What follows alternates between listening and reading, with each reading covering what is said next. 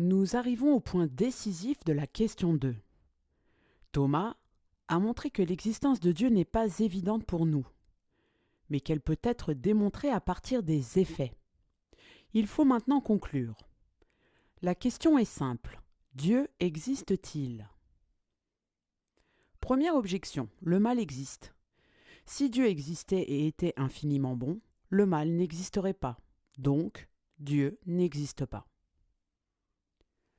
Deuxième objection, les phénomènes du monde semblent explicables par des causes naturelles. Il ne paraît pas nécessaire de poser Dieu. Ces objections touchent au cœur de l'expérience humaine, la souffrance et l'autonomie apparente du monde. Je lis le sens contraire de Thomas. En sens contraire, Dieu lui-même dit, Exode 3,14, « Je suis celui qui suis ». Fin de la lecture du sens contraire. Je lis maintenant la réponse de Thomas qui va être longue. Que Dieu existe, on peut prendre 5 voies pour le prouver. La première, et la plus manifeste, est celle qui se prend du mouvement. Il est évident, nos sens nous l'attestent, que dans ce monde, certaines choses se meuvent. Or, tout ce qui se meut est mu par un autre. En effet, rien ne se meut qu'autant qu'il est en puissance par rapport au terme de son mouvement, tandis qu'au contraire, ce qui meut le fait pour autant qu'il est en acte. Car mouvoir, c'est faire passer de la puissance à l'acte, et rien ne peut être amené à l'acte autrement que par un être en acte, comme un corps chaud en acte, tel le feu rend chaud en acte le bois, qui était auparavant chaud en puissance, et par là, il le meut et l'altère. Or, il n'est pas possible que le même être, envisagé sous le même rapport, soit à la fois en acte et en puissance. Il ne le peut que sous des rapports divers. Par exemple, ce qui est chaud en acte ne peut pas être en même temps chaud en puissance, mais il est en même temps froid en puissance. Il est donc impossible que sous le même rapport et de la même manière, quelque chose soit à la fois mouvant et mu, c'est-à-dire qu'il se meuve par lui-même. Il faut donc que tout ce qui se meut soit mu par un autre. Donc, si la chose qui se meut est mue elle-même, il faut qu'elle soit aussi mue par une autre, et celle-ci par une autre encore.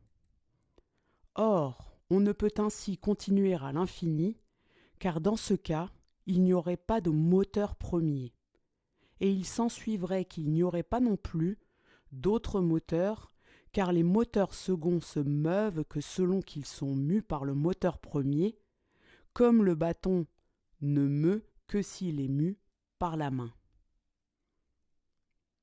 Donc, il est nécessaire de parvenir à un moteur premier qui ne soit lui-même mu par aucun autre, et un tel être, tout le monde comprend que c'est Dieu.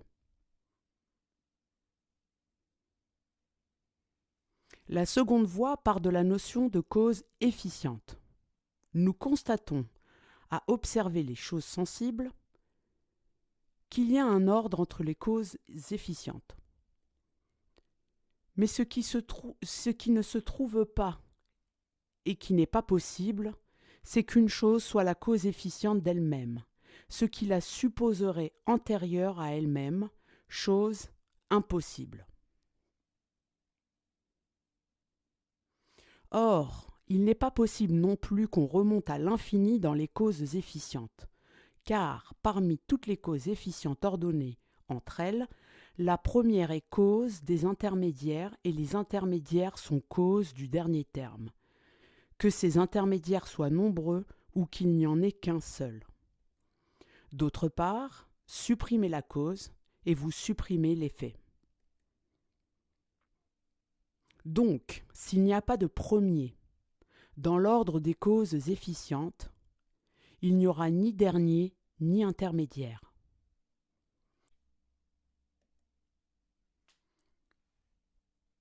Mais si l'on devait monter à l'infini dans la série des causes efficientes, il n'y aurait pas de cause première. En conséquence, il n'y aurait ni effet dernier, ni cause efficiente intermédiaire, ce qui est évidemment faux.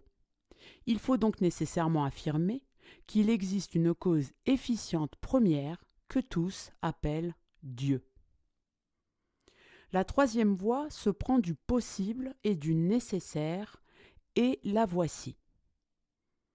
Parmi les choses, nous en trouvons qui peuvent être et ne pas être la preuve.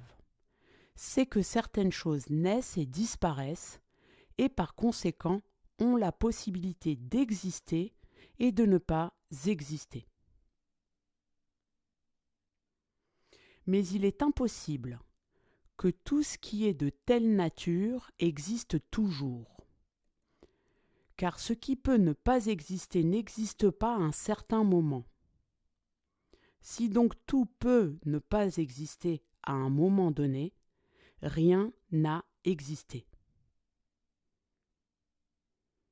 Or, si c'était vrai, maintenant encore rien n'existerait.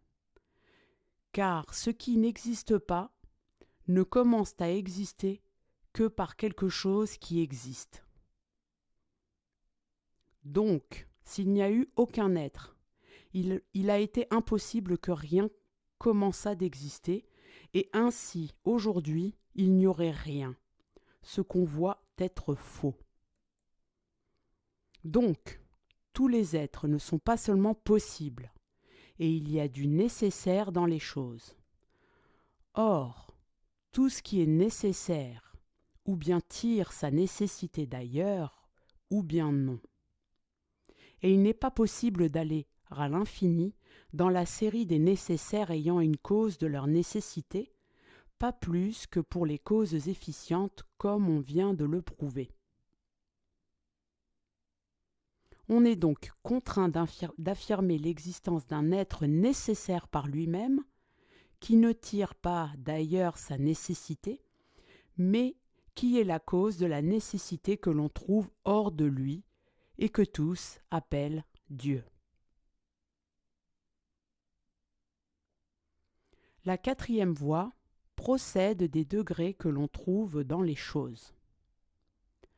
On voit en effet dans les choses du plus ou moins bon, du plus ou moins vrai, du plus ou moins noble, etc. Or, une qualité est attribuée en plus ou moins à des choses diverses selon leur proximité différente à l'égard de la chose en laquelle cette qualité est réalisée au suprême degré. Par exemple, on dira plus chaud ce qui se rapproche davantage de ce qui est superlativement chaud. Il y a donc quelque chose qui est souverainement vrai, souverainement bon, souverainement noble, et par conséquent aussi souverainement être, car, comme le fait voir Aristote dans la métaphysique, le plus haut degré du vrai coïncide avec le plus haut degré de l'être. D'autre part, ce qui est au sommet de la perfection dans un genre donné est la cause de cette même perfection en tous ceux qui appartiennent à ce genre. Ainsi, le feu, qui est superlativement chaud, est cause de la chaleur de tout ce qui est chaud, comme il est dit au même livre. Il y a donc un être qui est, pour tous les êtres, cause d'être, de bonté et de toute perfection, c'est lui que nous appelons Dieu. La cinquième voie est tirée du gouvernement des choses. Nous voyons que des êtres privés de connaissance, comme les corps naturels, agissent en vue d'une fin, ce qui nous est manifesté par le fait que toujours ou le plus souvent, ils agissent de la même manière, de façon à réaliser le meilleur. Il est donc clair que ce n'est pas par hasard, mais en vertu d'une intention qu'ils parviennent à leur fin. Or, ce qui est privé de connaissance ne peut tendre à une fin que dirigée par un être connaissant et intelligent, comme la flèche par l'archer. Il y a donc un être intelligent par lequel toutes choses naturelles sont ordonnées à leur fin. Et cet être, c'est lui que nous appelons Dieu. Fin de la lecture de la réponse. Les 5 voies ne sont pas 5 preuves indépendantes. Elles suivent toutes la même structure. Constat d'un fait du monde, analyse de ce fait, refus d'une régression infinie explicative, nécessité d'un principe premier. La première voie part du mouvement, la seconde de la causalité efficiente, la troisième de la contingence et la quatrième des degrés de perfection, la cinquième de l'ordre finalisé du monde. Mais à chaque fois, la question est la même. Peut-on expliquer le réel sans principe premier ? Thomas répond non. Non parce qu'il manquerait une explication pratique, mais parce qu'un enchaînement infini ne rend pas compte du fait même qu'il y ait un ordre, un mouvement, une causalité intelligible. Les voies ne cherchent pas à combler une ignorance scientifique. Elles montrent que l'intelligibilité du réel suppose une source qui ne soit pas elle-même conditionnée. Ce que ces voies n'établissent pas réellement encore, c'est que Dieu est amour, qu'il est Trinité et qu'il parle dans l'histoire. Elles établissent seulement ceci. Il existe un principe premier, nécessaire, non causé, source de l'être et de l'ordre. Et c'est cela que tous appellent Dieu. L'objection du mal, Thomas ne l'ignore pas. Il répond que Dieu peut permettre le mal en vue d'un bien plus grand.